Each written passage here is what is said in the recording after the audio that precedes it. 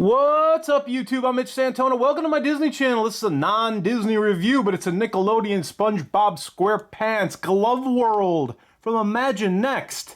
Look at all the stuff here. I've got a couple of these things now. I've got this and that, and I have some of these characters, but I don't have some of these smaller vehicles. So it's this is the Sponge World and what that all entails and what it does. But what interests me here is these cross cells. I have not seen these anywhere. I take that back. I do have these two.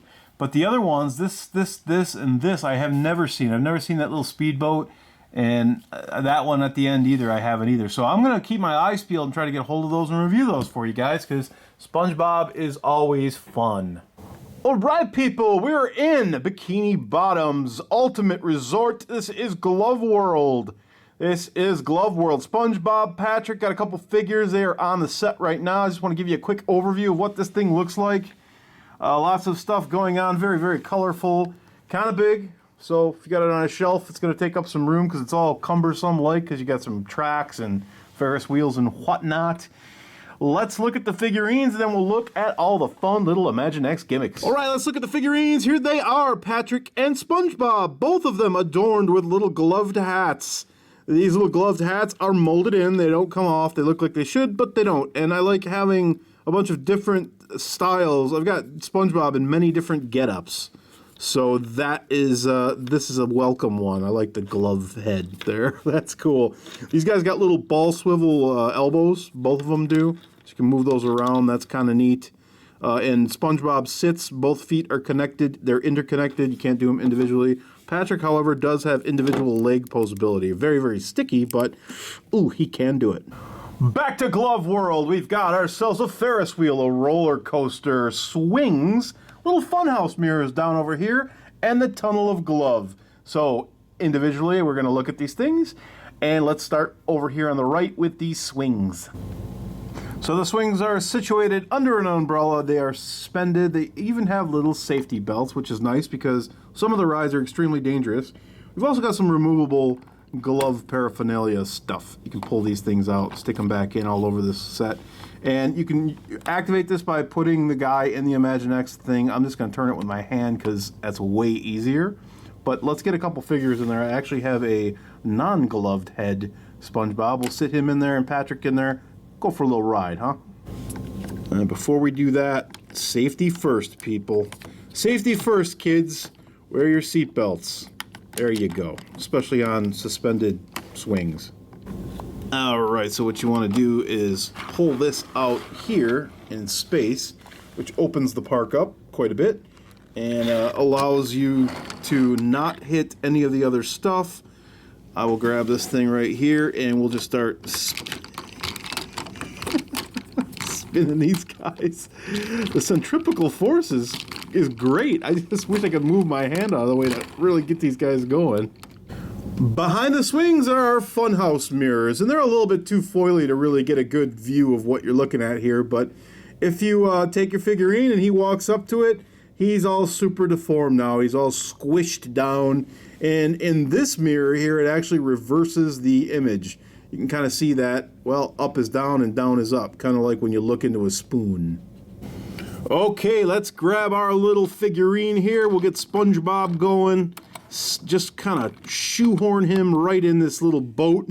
This is the tunnel of glove. I don't know what, there's really no good shooting angle on this because it kind of weaves inside of your whole playset there. But as you can see, the tunnel of glove goes through here. There's the exit, as the sign says. Little archway, heart-shaped with gloves all over it. Let's spin this thing a complete 180 here, and maybe this is a better view. And then you can spin this around and just, you know, just there you go. Boom.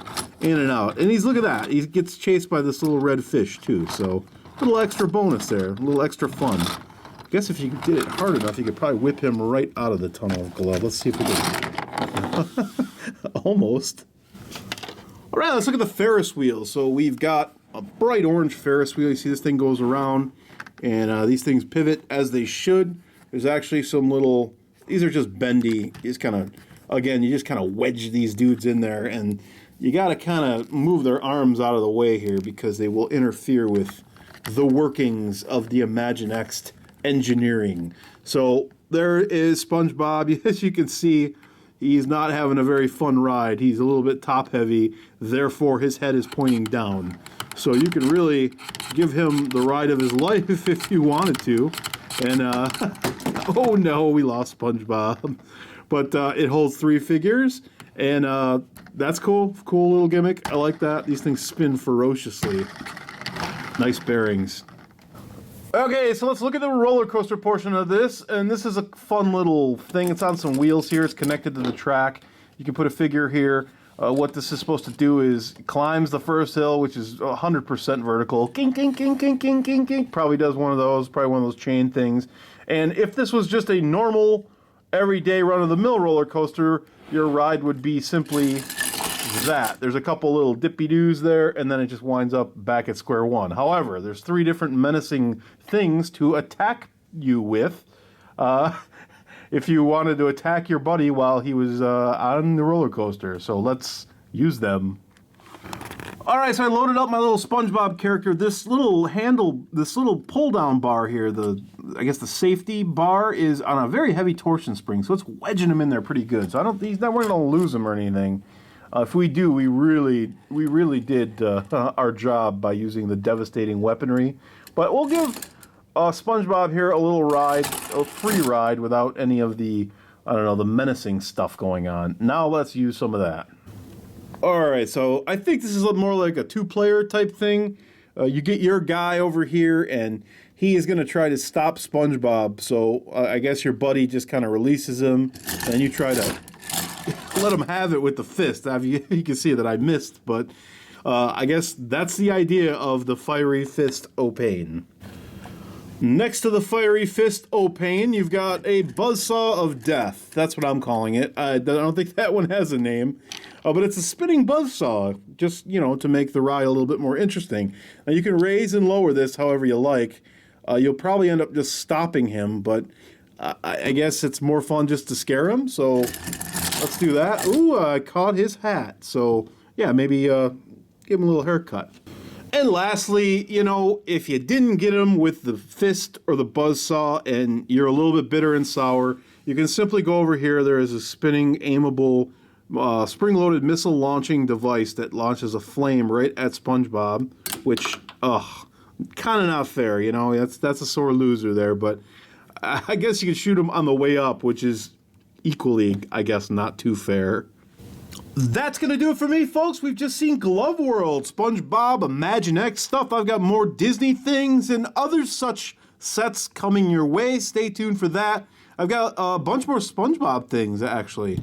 Managed to procure quite a bit. So take care. Thanks for watching. I'll see you later. Please subscribe to everything in the Mid-Santona Network.